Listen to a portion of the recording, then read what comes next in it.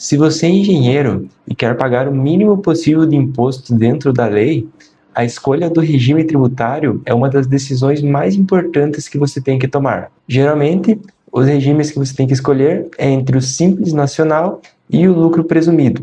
E o problema é que ninguém acaba te explicando isso de uma forma simples e o engenheiro acaba pagando muito mais imposto pelo erro da escolha do regime. Então, antes de entrar no conteúdo, aproveita e já deixa seu like, se inscreve aqui no canal e ativa o sininho, porque toda semana eu trago os vídeos práticos sobre contabilidade para engenheiros. Fala pessoal, tudo bem? Eu sou Eduardo Júnior, contador especializado em engenheiros, arquitetos e profissionais da área técnica. E hoje eu estou aqui para te mostrar qual regime tributário faz mais sentido no seu caso, sem frescura e sem enrolação, com exemplos claros e reais. A maioria das decisões erradas sobre o regime tributário vem da falta de análise individual, e isso é o que faz com que muitos engenheiros acabem deixando o dinheiro na mesa no final do mês. Vamos direto ao ponto. Aqui estão as diferenças que realmente importam na hora da escolha do regime tributário. No Simples Nacional, engenheiros podem se enquadrar no anexo 3 ou no anexo 5, e isso depende do cálculo do fator R, que é a proporção entre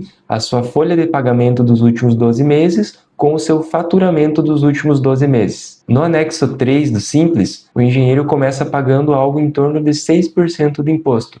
Já no anexo 5, ele começa pagando 15,5%. Então, no Simples Nacional, o melhor cenário é o anexo 3, mas nem todos os profissionais conseguem se enquadrar no anexo 3 devido ao seu faturamento nos últimos 12 meses e a sua folha de pagamento. Então, quando o Simples é vantajoso? Quando você tem um faturamento menor, contratos fragmentados, menos retenções, e quando você consegue ficar enquadrado no anexo 3. No lucro presumido, a base de cálculo é fixada em 32% para imposto de renda e contribuição social, mais PIS, COFINS e ISS. Somando tudo isso, o imposto para os engenheiros fica entre 13% a 16%, dependendo do ISS do seu município. E quando o lucro presumido é vantajoso para engenheiros? Quando você tem um faturamento maior, contratos maiores, poucas despesas e quando você tem risco de ir para o anexo 5 no Simples Nacional. A maioria dos engenheiros